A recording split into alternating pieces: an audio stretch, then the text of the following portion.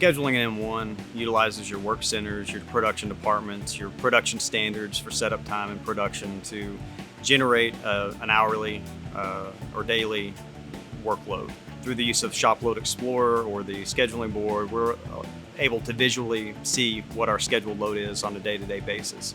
We set our production work centers to the amount of hours that we work in a day, and we schedule the amount of work that'll fit into that day for every job that comes through production. Through scheduling in M1, we're able to determine exactly how much work we have in any given day or week or month.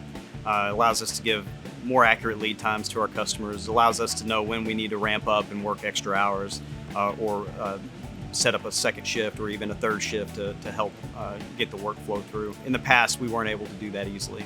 In the past, we had to build our spreadsheets for our own schedule for our one particular job, but now we integrate everything to within one master schedule, so I can see every single job that's running through production currently.